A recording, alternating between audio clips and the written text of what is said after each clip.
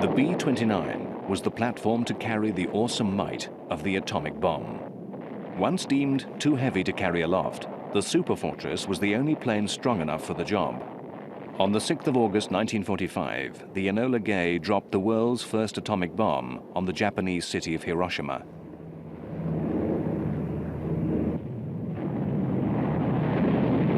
Three days later, the port of Nagasaki befell a similar fate. Robert Oppenheimer later remarked of his role in the development of the atomic bomb's inconceivable strength. "Now, I have become death, the destroyer of worlds."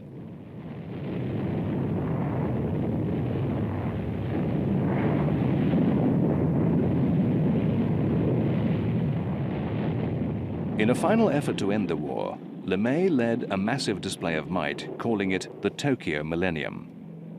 On the 14th of August 1945, he led 828 stratofortresses flying in formation over Tokyo Bay. Without dropping a single bomb, Japan surrendered before the planes touched the ground. The war was over, ended by the might of the strategic bomber. The B-29 would go on to set several records for performance from piston-powered aircraft, 19 of which still stand today. LeMay had demonstrated to the US military the overwhelming power of the strategic bomber. To orchestrate future long-range bombing operations, the US Army developed the Strategic Air Command in 1946 and assigned it under LeMay's direction. In 1949, the Soviet Union detonated its first atomic weapon, straining already tense relations with the West and eliminating America's nuclear monopoly.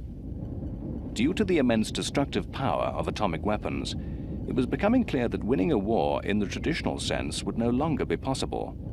As British Field Marshal Montgomery commented, "Nothing of any size or quantity will move on land in areas where these weapons have exploded or are exploding." A year earlier, the Strategic Air Command, now part of the recently independent US Air Force, received delivery of its first Convair B-36. First ordered during World War II to fill a requirement for an ultra-long-range bomber that, in the event of the fall of Britain, could be capable of continuing the war over Europe from North America. The B-36 stunned the military, a massive ship powered by 6 3,500 horsepower piston engines, turning 6 6-meter pusher propellers. The 26-meter bomb bay could hold a 4,500 kilogram atomic bomb or 36,000 kilograms of conventional bombs. With a maximum range of over 13,000 kilometers, the aircraft gave the Strategic Air Command truly global striking power.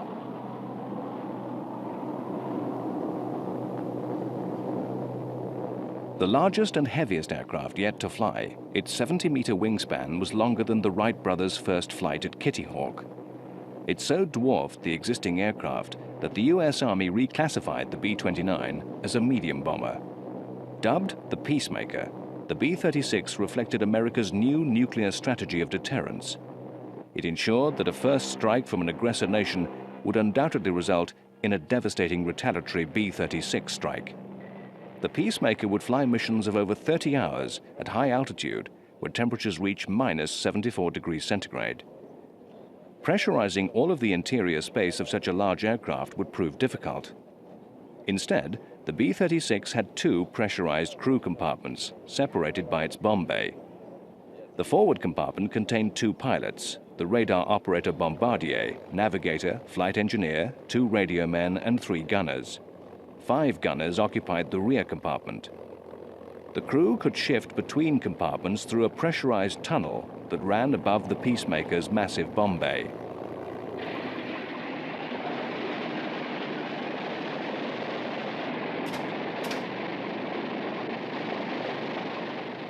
The bulge underneath the front of the fuselage contained the new K-1 radar bombing system.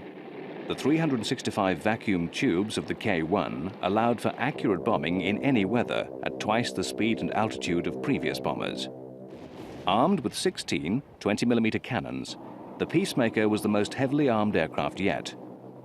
In an effort to improve performance, 4 General Electric J-47 turbojets were added in pods on the end of the wings. With 6 turning and 4 burning, Some military leaders believed the Peacemaker's speed and altitude was out of range of Russian interceptors. Critics argued that the huge B-36 would be detected by radar soon after it began its approach, and that Russian fighter jets were capable of not only reaching the Peacemaker's altitude, but at much faster speeds. The jets would find the enormous bombers to be sitting ducks. In efforts to be better protected, the big bomber designers turned to a concept explored in the 1930s with the US Navy's airship the Akron, the parasite fighter.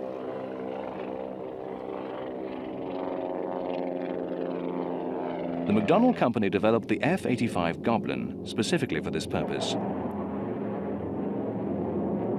Here, a test pilot attempts docking with a trapeze mechanism underneath a B-29. In this attempt, turbulence caught the little fighter, slamming it into the trapeze, cracking the canopy. The pilot was able to land the plane with only minor injury. 10 Peacemakers were later modified to carry an F-84 fighter.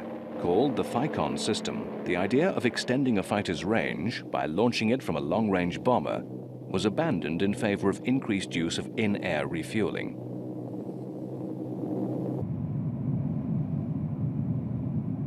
The situation in Korea called for increased defense spending, and the largest bomber production program since the Second World War was underway.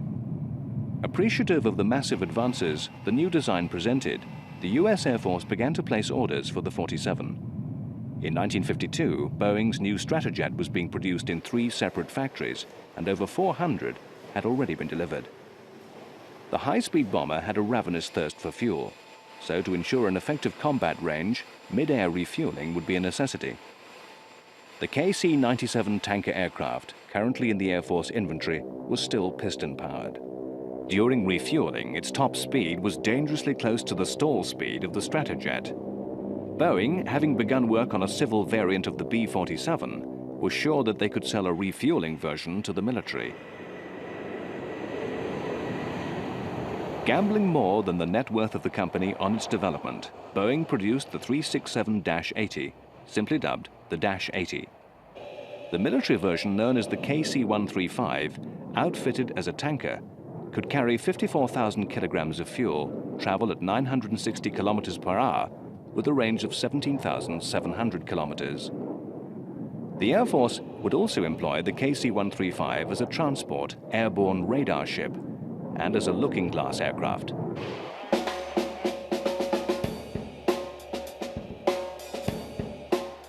The Looking Glass was an airborne command center, complete with general, to take command of the nuclear arsenal in case ground bases were destroyed. A Looking Glass aircraft was in the air 24 hours a day, 365 days a year, for over 29 years. A mission ending only with the fall of the Soviet Union. Very maneuverable, yet dangerous if disrespected, the B-47 was both loved and feared by pilots. Coupled with in-flight refueling technology, the Stratojet gave unlimited global range to the Strategic Air Command. When B-47 production ended in 1957, over 2,000 had been delivered. If the US wanted a big stick, this was it. Still, LeMay needed more. Convinced that though a competent airplane, the 47 was not flexible enough to be retained into the next decades.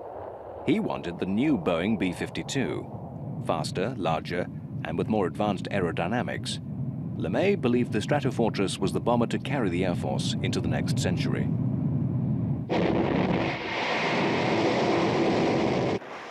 In the years following World War II, refinement of captured German V-2 missiles spearheaded the development of a new method of delivering atomic weapons.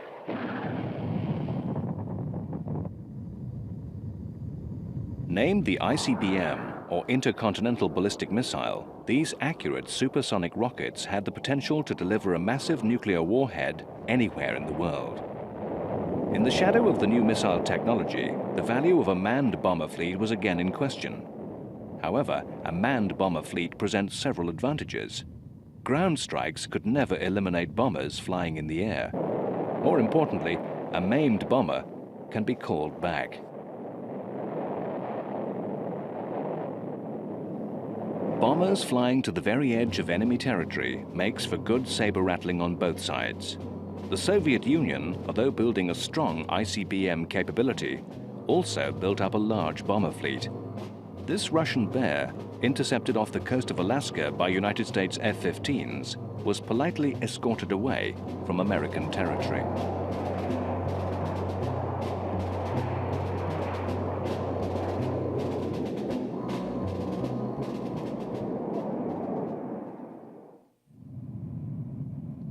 The B-52 was an excellent platform to launch missiles.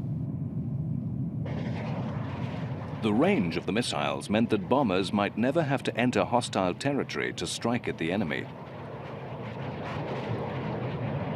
Utilizing the Stratofortress, LeMay and the SAC readied to take to the air with their atomic payload 24 hours a day to strike a death blow to the enemy.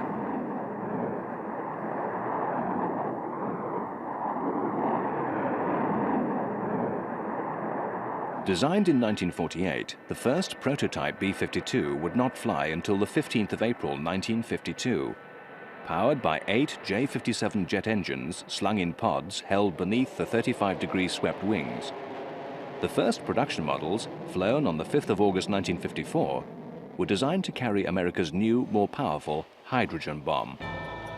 With a top speed of 1,020 kilometers per hour and a combat radius of 7,200 kilometers, armed with 4,500 kilograms of bombs, the Stratofortress represented a major weapon of the nuclear arsenal.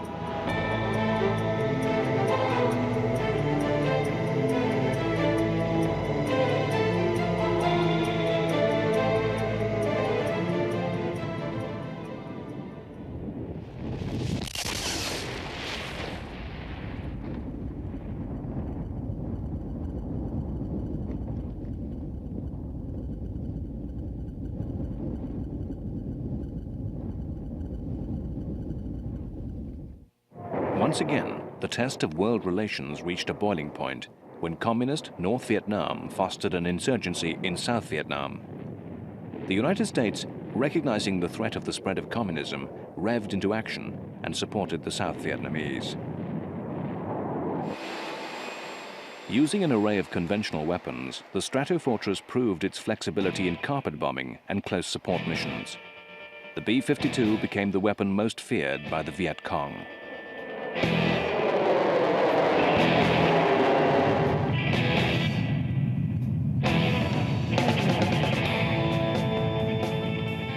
By 1971, more than 6 million tons of bombs had been dropped by US and South Vietnamese forces, more than 3 times the amount used against Germany in the Second World War.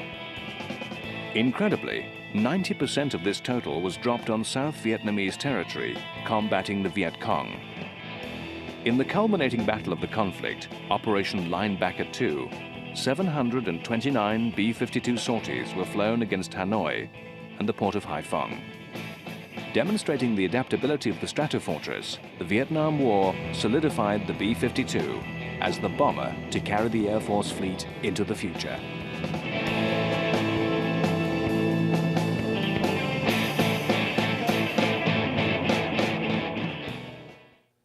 On the 24th of July 1965, an F-4C fighter was shot down by a surface-to-air missile.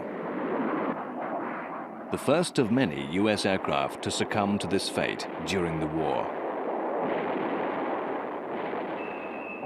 Large, unmaneuverable bomber planes became prime targets for North Vietnamese surface-to-air missiles.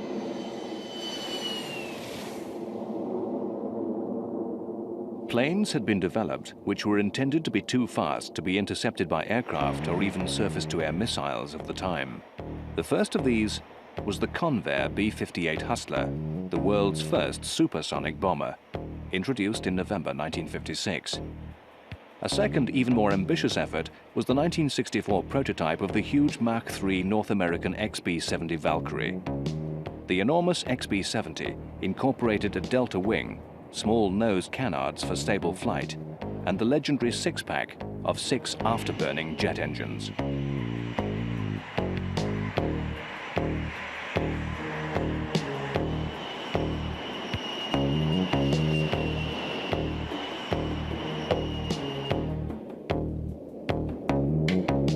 As a result of supersonic studies, the Valkyrie was equipped with unique folding wingtips and a forward body that took advantage of a concept called compression lift. This occurs as the supersonic air provides upward lift on the body of an aircraft. The bent wing permitted blistering performance with comfortable handling and stable flight.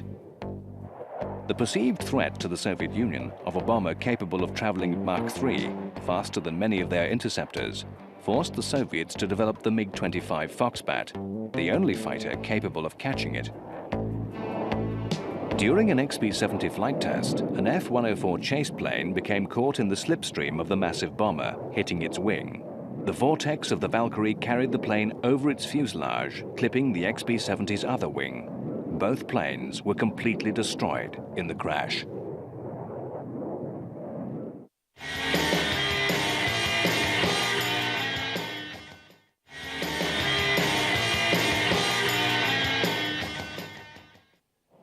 The shooting down of a US reconnaissance U-2